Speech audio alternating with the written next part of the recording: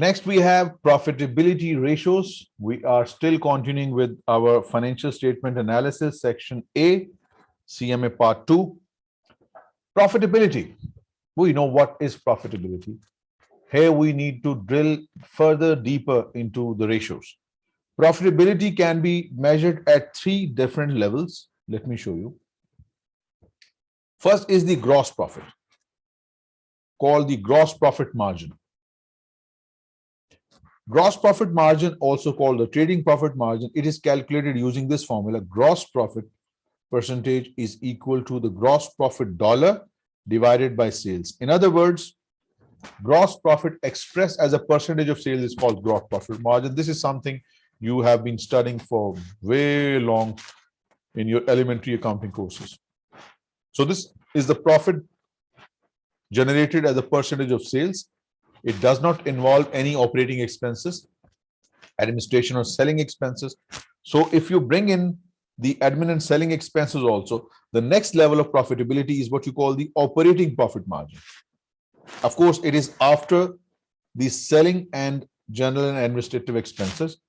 And the formula to calculate operating profit percentage is pretty straightforward. Operating profit percentage or margin is equal to operating profit in dollars divided by sales. In other words, operating profit expressed as a percentage of sales.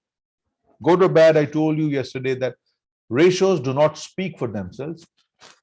Ratios needs to be compared with the last year, with the industry average, with the competitors, with your expectations, or with just your wild hunch, whatever you want to compare the ratios with, there has to be some suitable comparator. The third level of profitability is the net profit margin. Of course, operating profit margin considers selling, general and administrative expenses, but there are interest items to be paid, taxes to be paid. There are other incomes, dividend incomes, rent income, commission income, other expenses like loss on disposal, loss on discontinued operations. So bringing these factors other than operations brings us to the next level of profitability called net profit margin. Clearly a profit after the gains, after the losses. Gains and losses are different from expenses. I hope you know, you should know.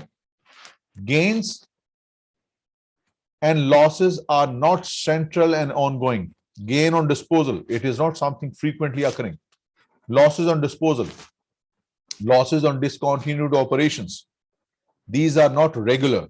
Whereas expenses is a recurring activity. You pay salary every month.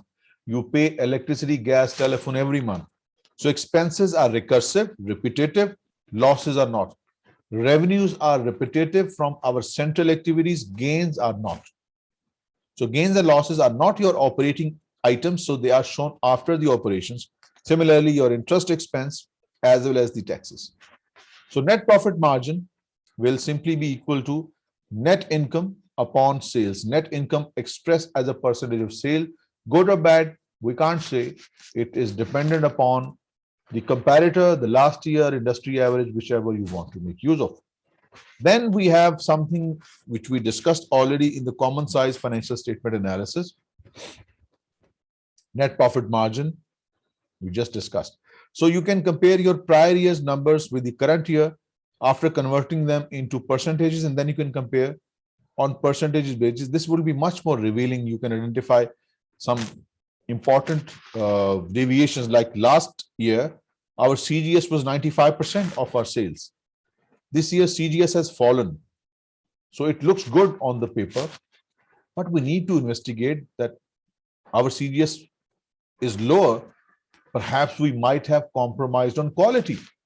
Our cost is less, so this is apparently good, but it might be caused because of we may have compromised on quality. So this could result in some serious troubles for the business in the future. So this makes much more meaningful comparison on percentages basis. This is what we have discussed previously in detail.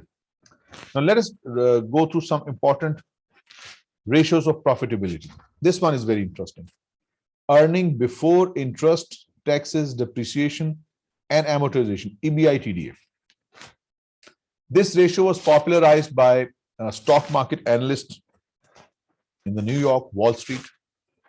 And this was popularized during the IT startups way back in early 1990s, when new internet companies, new startups were being set up. They had lots of depreciation. IT firms, they use IT facilities, servers. Those facilities are depreciated at a much higher rate. So for such firms, depreciation expense could be quite sizable. Similarly, such IT firms, they use intangible assets like softwares, and softwares are amortized.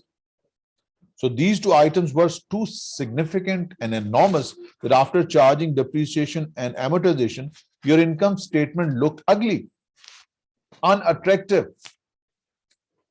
If you took this income statement or even the projected income statement to prospective fund providers, you won't get money. So the analyst brought this idea that instead of just bringing these depreciation and amortization, which is basically not in control of a particular manager or divisional head of the IT business, why don't we calculate a number called EBIT? We know earning before interest and tax, the number we just discussed a little while ago. Now we're talking about a profit number that is one step ahead or two steps ahead, that is before depreciation and before amortization. Exactly, Ms. Maham, you're right. So this was just deliberately done. And to some extent, I believe this is valid as well, because you need to show some suitable numbers for comparison for convincing the fund providers. So earning before depreciation, interest, taxes, and amortization upon sales, this is called EBITDA percentage. So this is used for those firms that have significant depreciation and amortization, and we just want to assess the performance of the management before these numbers, because see, interest is not in your control, taxes absolutely not in your control, depreciation and amortization. So these items, which could be quite significant, they are not in control of a particular manager. So a number of profit, the profitability before these measures, in fact, would be the right measure of manager's performance. This is the one argument. Then Yusuf might disagree. Sir, no, you are not right. Without plant and equipment, without IT facility, without the infrastructure, there is no profitability. So how can you ignore depreciation? You are using intangibles to generate money. How can you ignore amortization? And Yusuf is absolutely right. He has valid argument. But nonetheless, we have this ratio. Without going into further debate on the suitability of this measure, it is a measure that you might use to assess the performance. Your choice, Yusuf. If you don't want to use it, khalli wali, chhodne, do something else. Do this. Return on assets. This is another measure. Return on assets. Return on assets is net income divided by the average total assets. It is also called the ROTA, return on total assets. Now, there is something very important you need to learn here. Net income is for the period. Makes sense. This number comes from the income statement. But in the denominator, you see the average total assets. That is the opening balance of your assets plus closing balance of your assets divided by 2. Now, the reason why do we take the average total assets? It is because the net income is for the whole period starting from 1st of Jan up to 31st of December. So if the net income is for the whole period, then ideally, you should take the total assets for the whole period, which we cannot, because total assets is a static number. It doesn't change all the year. So what we can do, at least we can take the opening balance of the assets plus closing balance upon 2. Now you may agree or you may disagree. Total assets could be reported on the net book value. Yusuf, total assets could be reported at the fair market value, at the net realizable value, right? So these numbers are totally in your control. Ratio analysis is beyond the scope of any accounting regulations. It is beyond IFRS. It is beyond US GAAP. Zohaib, do whatever you want to do with your ratios. Use whatever you want to use in the numerator that is justifiable in your particular situation, and use whatever the denominator you want so as to Use this ratio more objectively in your unique particular circumstances, right? Ratios are not enforced through standards. Only one ratio, Yusuf, IAS 33. This is mandated by the accounting standard, the earning per share. We will discuss this within this unit, inshallah. Unit 2. And other than these, ratios are totally your domain. Whatever you want to do with them, you can do. A turnaround for your particular business context, fine. So this is one of the ratios. Net income is what percentage of the total assets. How well we have used the assets to generate net income. It's a good measure. Return on assets, we'll discuss in detail. Then another version of this formula is the return on equity. Instead of using the total assets, we just use the equity. Just like here we use the average total assets to give the number an annual feel. We'll do the same thing with equity. Total equity on average basis. I'm sure you would know, all of you are padhe likhe, ladies and gentlemen. Equity is the residual interest of the investors, of the shareholders. Equity is not a single account, just like assets.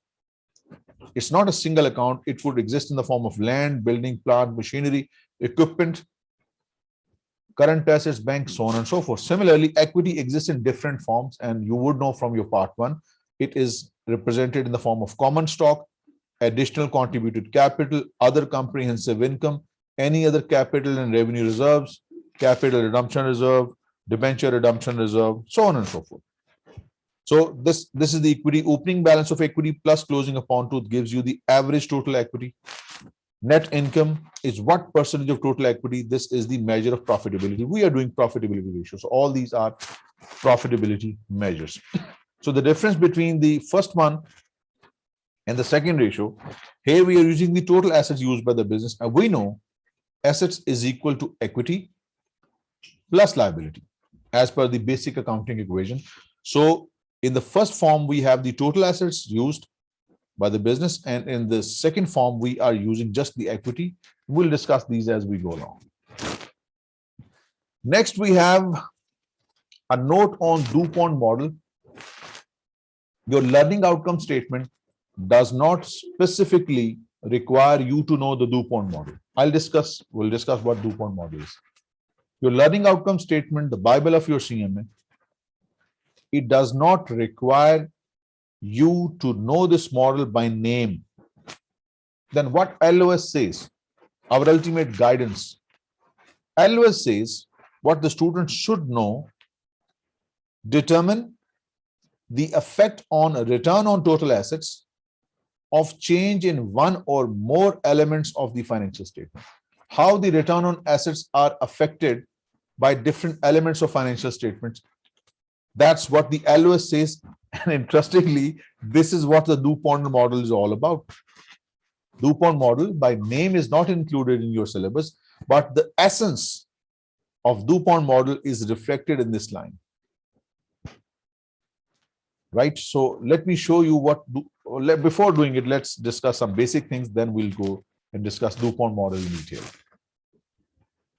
Before this, you have an interesting concept called sustainable growth rate. Sustainable growth rate means that, let's say if your business earns $100, right, and you just pay $5 to your shareholders and you retain $95 within the business. Lovely. This is the right thing to do.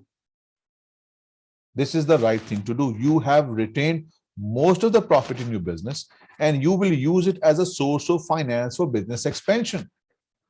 Your business will grow at a remarkable rate because most of the profit has been retained in the business, right? So if the business is able to retain every year a significant proportion of the profits, the business can sustain its growth into the future.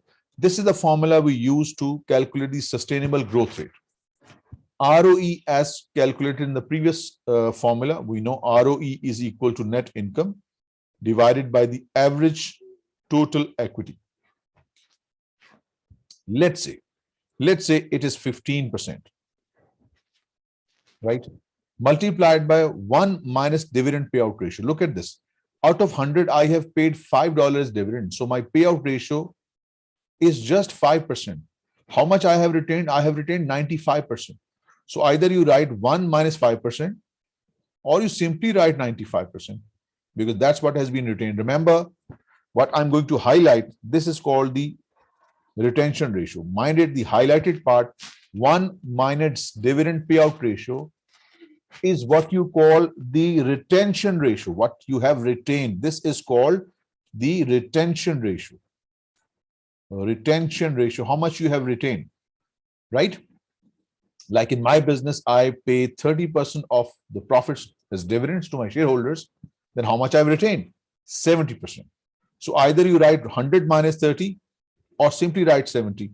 So this 70 is the retention rate or the retention ratio. 30% is the dividend payout ratio. Now, multiply the return on equity with the retention ratio, and this gives you quite an interesting number. See, your sustainable growth rate is 14.25, which is quite a nice percentage because most of the profit has been retained, so the growth rate is higher. Now, let's say, just twist things around. Let's say you have paid 80% of your profit as dividends, meaning thereby you are left with only 20% of the profits. Retention ratio is just 20%. Multiply 20% with the return on equity. Look at the sustainable growth rate. Looks bad. Looks pretty bad.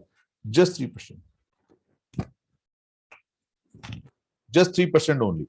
So sustainable growth rate comes from the existing return on equity and the retention ratio. If both of these are higher, then your sustainable growth rate will be much higher. And of course, your business will be able to grow at a much higher rate.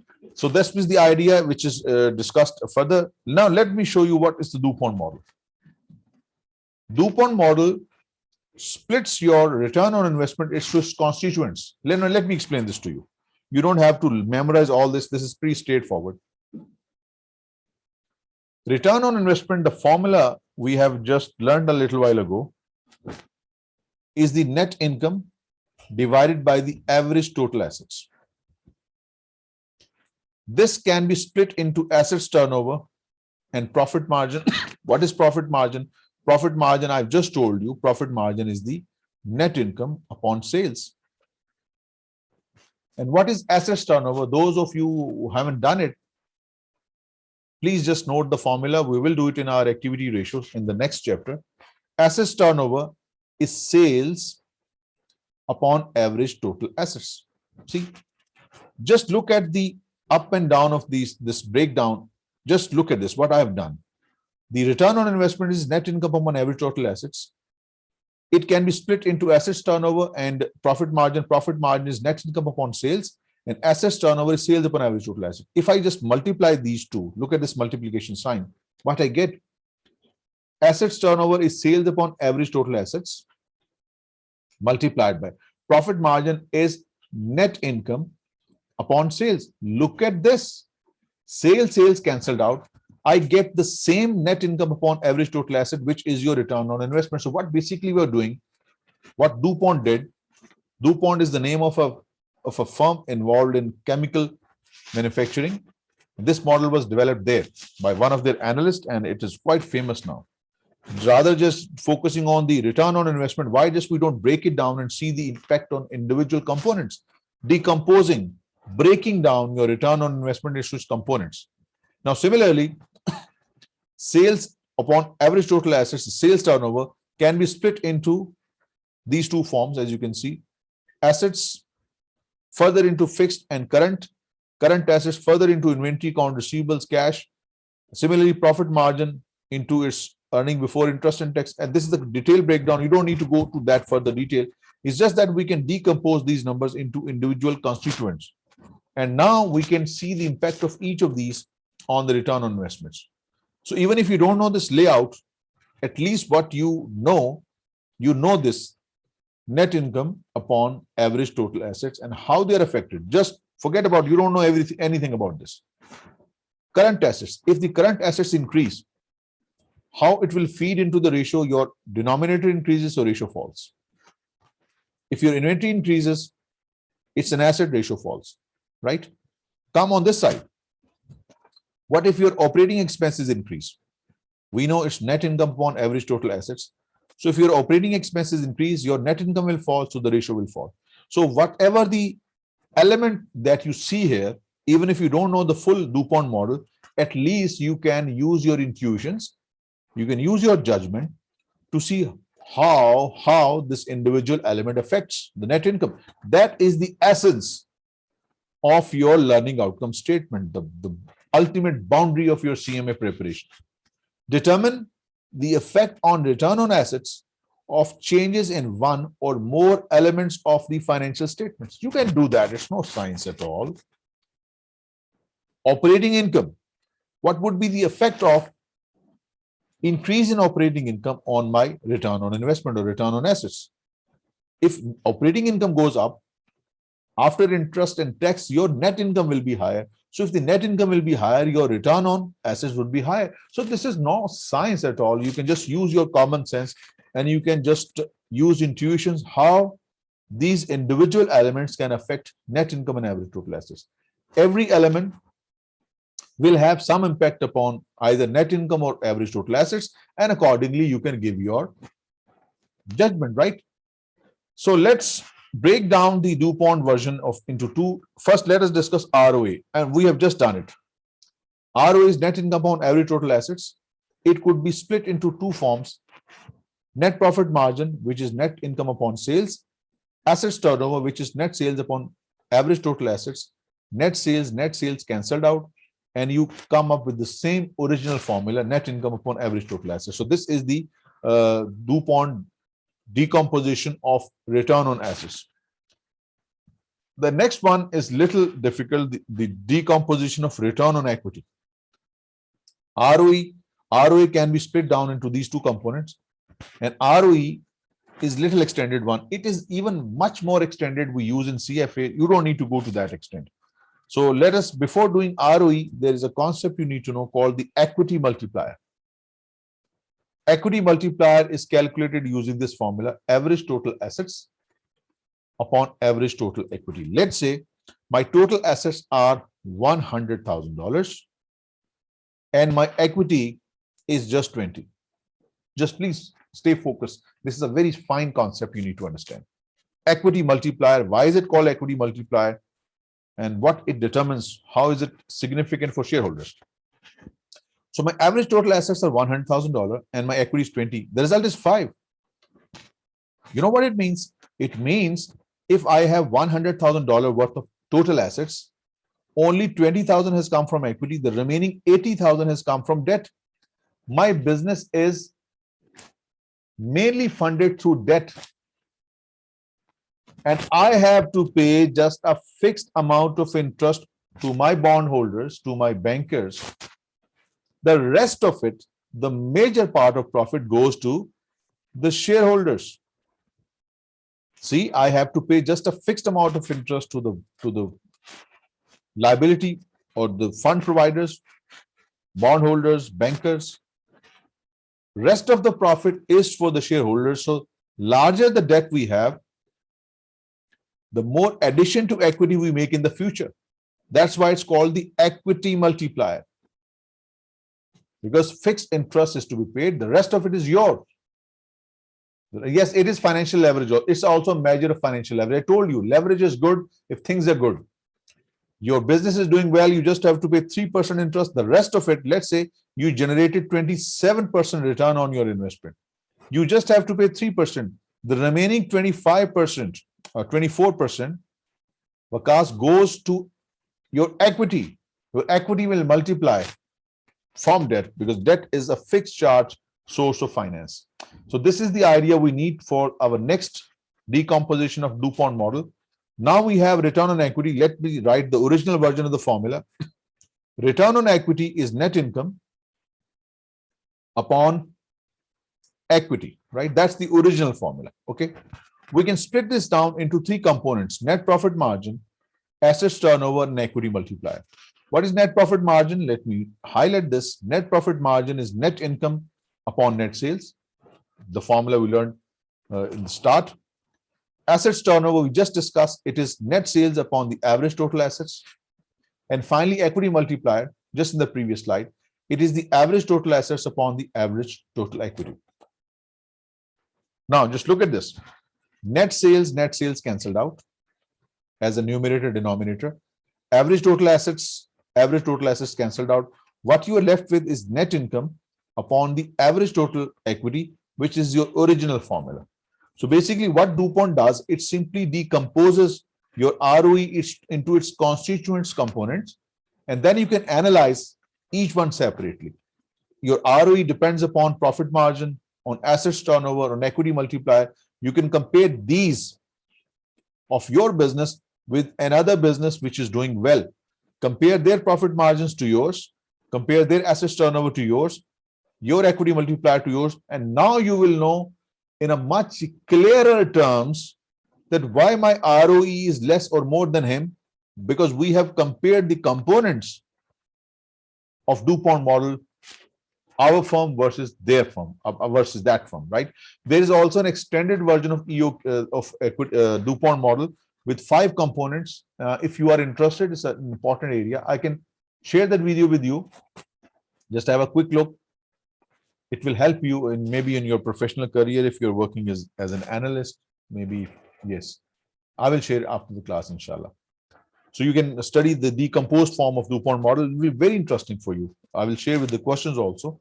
So that will help you understand the concept better. So DuPont model by name is not in your syllabus, but the essence of DuPont is there. So just these 2 formulas for your CMA is sufficient to help you do many questions. So now let us discuss some other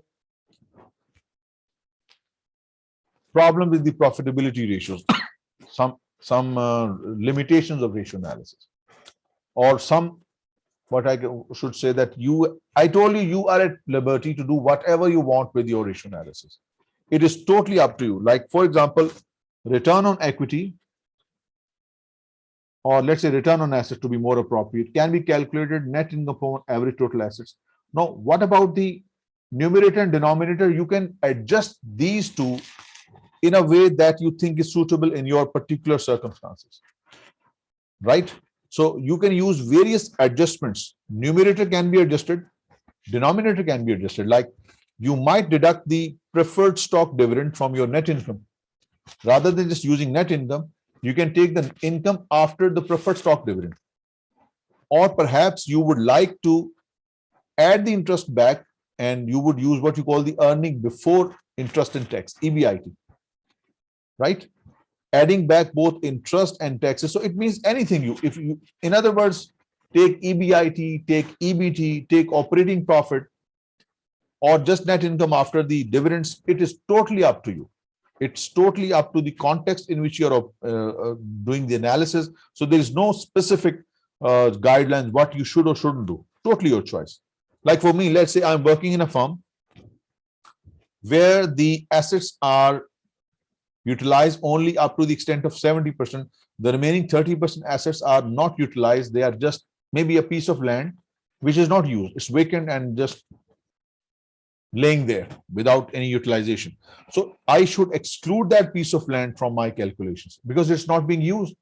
Why should I include that asset item which is not being used for performance evaluation? So it's totally your choice what you want to add, what you want to deduct. So there's no science to it. And here are some guidelines given here. Excluding non-operating or unproductive assets which you're not using from your total assets in the denominator. Excluding preferred stock to arrive at equity if you're using a return on equity version of the DuPont model. So equity, you could exclude preferred stock because we use total equity, so preferred stock could be excluded. Or you may state your capital at market value. Equity could be reported at the market value. Let me show you what he means by this last line. See, return on equity, we use net income upon equity. So this equity normally is taken from your books, the book value of equity. You may use the market value of equity as a denominator. So the point here I want to make is you can adjust your numerator, denominator in every possible way you want. That is more objective and relevant in your given circumstances. And that should be all. So guys, that's all for your profitability analysis ratio.